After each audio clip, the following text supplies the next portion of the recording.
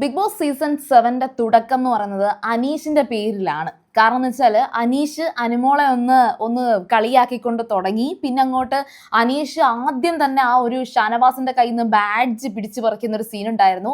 പിന്നെ അനീഷിന്റെ റെപ്പറ്റീഷൻ, അതായത് സംസാരത്തിലുള്ള റെപ്പറ്റീഷൻ, പിന്നെ എല്ലാവരെയും ചൊറിഞ്ഞുകൊണ്ടുള്ള അനീഷിന്റെ ഒരു ഗെയിം സ്ട്രാറ്റജി, അതും ഒരു 2 ആഴ്ച ആയപ്പോഴത്തേക്കും അനീഷ് ആകെ കൂടി പേടിച്ച് ബിഗ് ബോസും ലാലേട്ടനും ഒക്കെ പറയുന്നത് കേട്ട് ഒന്ന് സൈലന്റ് ആയി. ആ ഒരു റിയൽ അനീഷ് എന്താണെന്നുള്ളത് പുറത്തു വരുന്നുണ്ട്. അത് മാത്രമല്ല, മോഹൻലാൽ ആദ്യമായിട്ട് ഈ ഒരു ബിഗ് ബോസ് വീട്ടിലേക്ക് പറഞ്ഞു വിടുമ്പോൾ തന്നെ അനീഷിനെ അഭിസംബോധന ചെയ്തത് അനീഷ് ഒരു സ്ത്രീ വിരുദ്ധനാണ്, ഇവിടുന്ന് തിരിച്ചു പോകുമ്പോഴത്തേക്ക് അതൊക്കെ മാറിക്കോളും എന്നൊക്കെ പറഞ്ഞുകൊണ്ടാണ്. അപ്പോൾ അങ്ങനെയുള്ള അനീഷിനെ എല്ലാ പ്രേക്ഷകരും ഒരുപോലെ ഉറ്റുനോക്കുന്നുണ്ടായിരുന്നു. തുടക്കം എല്ലാവരും ഭയങ്കരമായിട്ട് നെഗറ്റീവ് പറഞ്ഞെങ്കിലും പലരും ഇപ്പോഴേ കയറി ജഡ്ജ് ചെയ്യല്ലേ എന്നൊക്കെ പറഞ്ഞു തുടങ്ങി. അങ്ങനെ അവസാനം ഇപ്പോൾ അനീഷിന്റെ ഒരു റിയൽ ക്യാരക്ടർ, അതൊരു നാട്ടിൻപുറത്തുകാരനാണ്, കൃഷിക്കാരനാണ്, ഒരുപാട് മീഡിയ ഫീൽഡിലൊക്കെ അവസരം കിട്ടി, മീഡിയയിലൊക്കെ വർക്ക് ചെയ്തിട്ടുണ്ട്. ഈവൻ ഒരുപാട് സെലിബ്രിറ്റീസിന്, ലക്ഷ്മി നക്ഷത്രയൊക്കെ ഒരു ഇന്റർവ്യൂ പോലെ ഒരു സംഭവത്തിൽ ഇങ്ങനെ പറയുന്നുണ്ടായിരുന്നു, അനീഷുമായിട്ട് തൃശ്ശൂരിൽ ഒരു ആങ്കറിങ് RJ എന്തുമായിട്ട് വർക്ക് ചെയ്തിട്ടുള്ള കാര്യം ഉൾപ്പെടെ പറയുന്നുണ്ട്. അപ്പോൾ അനീഷ് ഒരു ചില്ലറ പുള്ളിയല്ല എന്നുള്ളത് പുറത്തുള്ള എല്ലാവർക്കും മനസ്സിലായിട്ടുണ്ട്.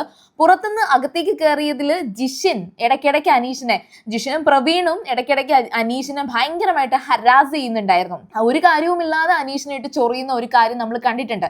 എസ്പെഷ്യലി ജിഷിൻ ഒരു ദിവസം രാവിലെ എഴുന്നേറ്റിട്ട് ആദ്യം വന്നിട്ട് അനീഷിന്റെ നേരെ നിങ്ങൾ ഡിവോഴ്സ് ആയത് ഇതുകൊണ്ടാണ് അതുകൊണ്ടാണെന്ന് പറഞ്ഞു വരെ ഒരുപാട് നാണം കെടുത്തുന്ന തരത്തിൽ സംസാരിച്ചു. പക്ഷെ അനീഷിന് ഇതൊന്നും ഒരു പ്രശ്നമല്ല. ബിക്കോസ് അനീഷിന് ഒരു സെൽഫ് റെസ്പെക്റ്റും ഒരു സെൽഫ് കൺട്രോളും സെൽഫ് ലവും ഒക്കെ ഉണ്ടായതുകൊണ്ട് തന്നെ അനീഷ് അതൊക്കെ പുച്ഛം പോലെയാണ് കണ്ടത്. പക്ഷെ ഇന്ന് രാവിലെ നല്ലൊരു ടാസ്ക് അനീഷിന് മോർണിംഗിന് കിട്ടിയിരുന്നു. ആ ഒരിടത്തൊരിടത്ത് എന്ന് പറയുന്ന രീതിയിൽ ഒരു സ്റ്റോറി പറയാൻ വേണ്ടിയിട്ടായിരുന്നു. ആ സ്റ്റോറിയിൽ അനീഷിന്റെ കഥയൊക്കെ പറ്റാവുന്ന കണക്ക് പറയുന്നുണ്ട്. പക്ഷെ ശരിക്കും പറഞ്ഞാൽ അനീഷ് കുറച്ചുകൂടി ഒന്ന് പറയേണ്ടതായിരുന്നു. ഇതിലും നന്നായിട്ട് പറഞ്ഞേനെന്ന് എനിക്ക് തോന്നി. കാരണം ആൾ അത്ര പ്രിപ്പയർ ഒന്നും ആയിരുന്നില്ല. അത്ര പ്രിപ്പയർ ആവാത്തതിന്റെ റീസൺ എന്ന് വെച്ചാൽ ഇന്നലത്തെ ഗെയിമിന്റെ കുറച്ച് ബുദ്ധിമുട്ടുകളൊക്കെ ഉണ്ടായിരുന്നു. അതിനെക്കുറിച്ചൊക്കെ അനീഷ് ഇവിടെ പറയുമ്പോൾ എല്ലാവരും ഒന്നടങ്കം, അനുമോൾ ഒഴിച്ച് ബാക്കി എല്ലാവരും ഒന്നടങ്കം അനീഷിനെ ആടാ നീ പറയടാന്ന് പറഞ്ഞിട്ട് ഭയങ്കരമായിട്ടും നിർബന്ധിക്കുന്നുണ്ട്. അവസാനം ആ അനീഷ് അത് പറഞ്ഞു തുടങ്ങുമ്പോഴും ഇടയ്ക്ക് എല്ലാവരും കയറി ഇടപെട്ട് സംസാരം ഒരുപാട് സ്റ്റോപ്പ് ചെയ്യിക്കുന്നതും ഒക്കെ നമ്മൾ കണ്ടു. അവിടെ അഭി മാത്രമാണ് അനീഷിനെ അങ്ങനെ സപ്പോർട്ടൊക്കെ ചെയ്തത്. അങ്ങനെ ഇന്നത്തെ ദിവസം പിന്നെ അങ്ങോട്ട് ആ ഒരു തലയിൽ ആ ക്യാപ്പിന്റെ ഒക്കെ ഗെയിം കഴിഞ്ഞിട്ട് അങ്ങ് ലാസ്റ്റ് ലൈവിൽ വരുമ്പോഴത്തേക്ക് റെന ഫാത്തിമയും മസ്താനിയും കുറച്ച് സ്ത്രീകളൊക്കെ ഈ അനീഷിനെ ഇന്റർവ്യൂ ചെയ്യുന്ന പോലെ, അങ്ങനെ അനീഷ് ഇരുന്ന് കൊടുക്കുന്നതല്ല, പക്ഷെ ഇന്റർവ്യൂ ചെയ്യുന്നത് പോലെ അനീഷിന്റെ ഡിവോഴ്സിന്റെ കേസൊക്കെ ഇങ്ങനെ കുത്തി കുത്തി ചോദിക്കുകയാണ്. അതുപോലെ തന്നെ ഒരു അപ്പൂപ്പൻ എഴുത്തുകാരനായതുകൊണ്ടാണോ എന്നൊക്കെ ഇങ്ങനെ റെന ചോദിക്കുന്നുണ്ട്. അപ്പൊ റെനയ്ക്ക് അതിനൊക്കെ കൃത്യമായിട്ട് അനീഷ് മറുപടി പറയുന്നുണ്ട്. അപ്പൂപ്പൻ എഴുത്തുകാരനൊന്നും ആയിരുന്നില്ല, മലയാളം ഇത്ര സ്ഫുടമായിട്ട് എങ്ങനെയാണ് സംസാരിക്കുന്നത്, ഇത്രത്തോളം മലയാളം എങ്ങനെയാണ് അനീഷിന് അറിയാവുന്നത് എന്നൊക്കെ റെന ചോദിക്കുന്നുണ്ട്. അപ്പോൾ അത് തന്നെ പഠിച്ചതെന്നൊക്കെ ഇങ്ങനെ പറഞ്ഞ് എല്ലാവർക്കും മറുപടി കൊടുക്കുന്നുണ്ട്. അപ്പോൾ ആ ഒരു ടേബിളിൽ, ഈ ഡൈനിങ് ടേബിളിൽ എല്ലാവരും ഫുഡ് കഴിക്കുന്നതിന്റെ ഇടയിലാണ് ഈ ഒരു സംസാരം നടക്കുന്നത്. അപ്പോൾ ജിഷൻ പെട്ടെന്ന് നന്നായിട്ടൊന്ന് ചൂടാകുന്നുണ്ട്. കാരണം എന്ന് വെച്ചാൽ നിങ്ങൾ എന്തിനാണ് ഇവനിൽ നിന്ന് ഇതൊക്കെ ചോദിച്ചറിയുന്നത്, അതിന്റെ കാര്യം എന്താണ്, ഇവൻ ചോദിച്ചാൽ മറുപടി പറയാത്തവനാണല്ലോ, ഞാൻ ചോദിച്ചിട്ട് എനിക്ക് മറുപടി പറഞ്ഞിട്ടില്ലല്ലോ, പിന്നെ എന്തിനാണ് നിങ്ങൾ ഇത് ചോദിക്കുന്നത്, ഇവൻ എന്നെ ഭയങ്കര പുച്ഛം എന്നുള്ള രീതിയിൽ അനീഷിനെ ജിഷിൻ അവിടെ പറയുന്നുണ്ട്.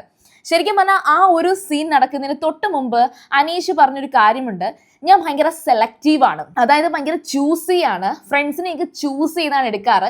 അങ്ങനെ ബെസ്റ്റ് ഫ്രണ്ട്സ് എന്ന് പറയാൻ കുറച്ച് പേരെ ഉള്ളൂ. ഒരുപാട് ഫ്രണ്ട്സ് ഉണ്ട്, എനിക്ക് ഒരുപാട് കൂട്ടുകാരുണ്ട്, 10ാം ക്ലാസ്സിലൊക്കെ അന്ന് പഠിച്ച കൂട്ടുകാരൊക്കെ എനിക്ക് കൂട്ടുകാരാണ്. പക്ഷെ ഈ ബെസ്റ്റ് ഫ്രണ്ട് എന്ന് പറയുന്നതുണ്ടല്ലോ, അത് ഞാൻ സെലക്ട് ചെയ്തിട്ടാണ് എടുക്കുന്നതെന്നുള്ളത്.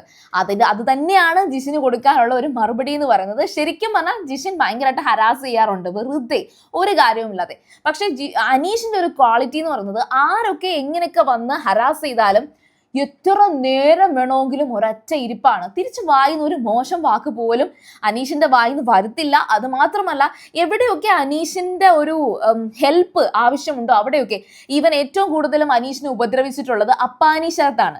തുടക്കമൊക്കെ ഭയങ്കര ക്രൂവൽ ആയിട്ടാണ് അപ്പാനി അനീഷിനോട് ബിഹേവ് ചെയ്തിട്ടുള്ളത്.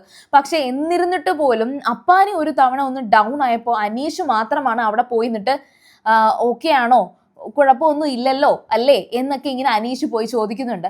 അതുപോലെ തന്നെ അക്ബർ പില്ലം എടുത്തെറിഞ്ഞ കേസിൽ അക്ബറിന്റെ ഉമ്മ വിളിച്ച് സംസാരിക്കുന്ന സീനിന് ശേഷം അനീഷ് അക്ബറിന്റെ അടുത്ത് പോയിട്ട് അത് സാരമില്ല കേട്ടോ, ഇനി ശ്രദ്ധിച്ചാൽ മതി എന്ന് പറഞ്ഞിട്ട് തിരിച്ചു പോയി അടങ്ങി ഒതുങ്ങിയിരിക്കുന്ന ഒരു അനീഷ് ഉണ്ട്.